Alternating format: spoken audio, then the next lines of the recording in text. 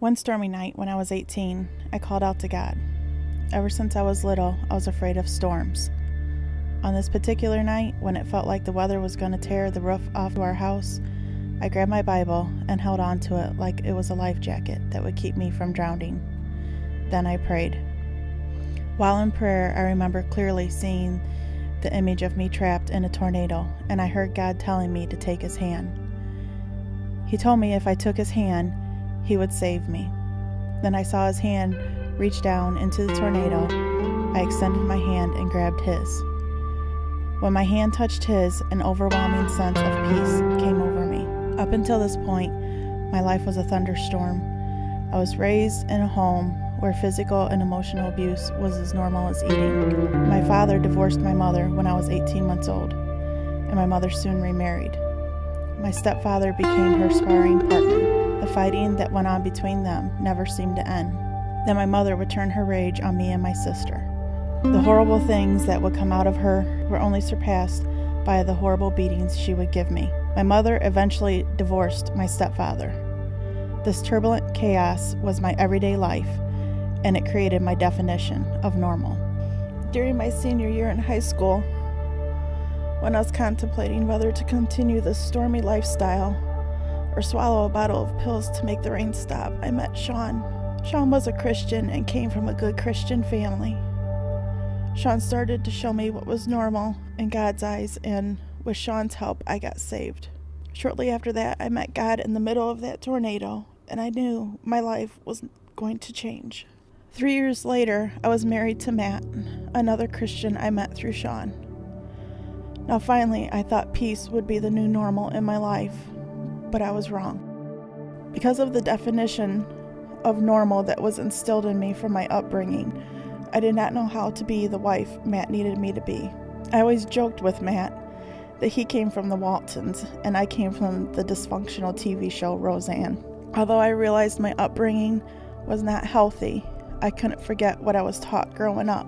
As I struggled between doing what was right and what I was taught, our marriage was beginning to warp. Matt was just as confused as I was, and his solution was to just get over it. The warping turned to splintering, and finally, our marriage broke after 7 years and 3 kids. I filed for divorce. The marriage isn't what was broken, it was me. But this is the only way I knew how to fix it. After our divorce, I began dating the same type of man I saw my mother date. I felt tolerating abuse was my payment for love. I thought that God's love worked the same way. I thought going through the hurt would gain me God's love and His forgiveness. As my relationships were failing over and over, I came to the point where I had no one to turn to. My life intersected with God's plan, and I had a choice. I chose to ask God for strength, and I asked Him to lead me in making better choices.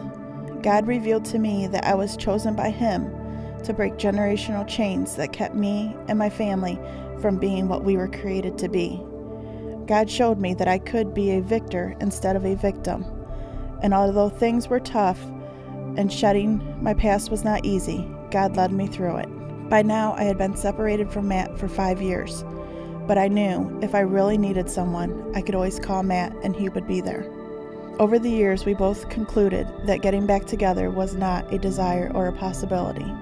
But as God worked on me and I became the woman God had designed me to be, the thought of reconciliation became more desirable. But I was only one of 2 who would have to agree. When I asked Matt about getting back together, he quickly said no. He told me in the past he considered it, but that time had passed. About a month later, Matt came by to pick up the kids, and I was on my way out on a date. As I walked Matt out of my apartment, he turned and gave me a hug. It was not a friendship hug. It was a hug that had feeling behind it. Then he walked down the steps and he said, "I love you. I always have, and I always will." To this day, Matt claims he was joking, quoting a line from a movie, but my reborn ears heard the creak of the door that God was opening. I continued reading my Bible, and over the next few months, I read every Bible verse I knew that had to do with marriage and wives. I remember reading that a woman is not to leave her husband, and if she does, she is not to marry again unless she reconciles with her husband. In God's word, I found my hope. I did not want my children to face the chains of divorce, and there's a clear way to stop this generational curse that was following me. After our divorce, I became sort of a hermit. I didn't do much beyond spending time with the kids and working. I was blessed to have a job that allowed me to work from home, and since Tammy's job was a regular 9 to 5, I was able to spend a lot of time with the kids. During that time, I had a lot of anger towards Tammy. Initially, we had agreed on joint custody of the kids, and then at the last minute, she filed for full custody. She was denied full custody because God knew the kids would keep us connected. As time passed after the divorce, Tammy and I were able to concentrate on the kids over our feelings and our anger.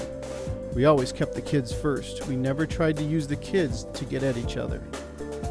And we were in agreement when it came to discipline, love, and the edification of each other.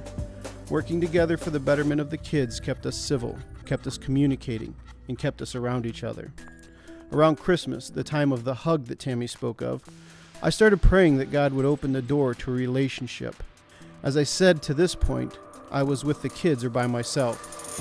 I finally felt ready to begin a new relationship, and I felt the kids would be able to handle it as well. I remember in my prayers, as I was asking for a relationship, I ended a lot of prayers with, and God, anyone but her.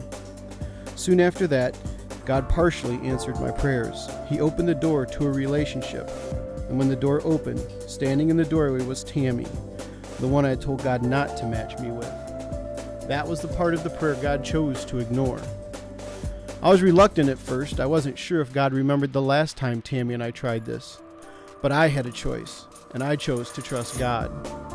Right away, I knew Tammy had changed. She was not the same woman I married the first time. She was different. I would hear her pray out loud, something she never did before, and I would hear her talk about what she was learning in her Bible studies, and I was in awe of her. She was a changed woman. 2 months after the hug that didn't mean anything, we sat with Pastor Matt and began to talk about reconciling our marriage. 5 months later, I remarried my husband and my children's father.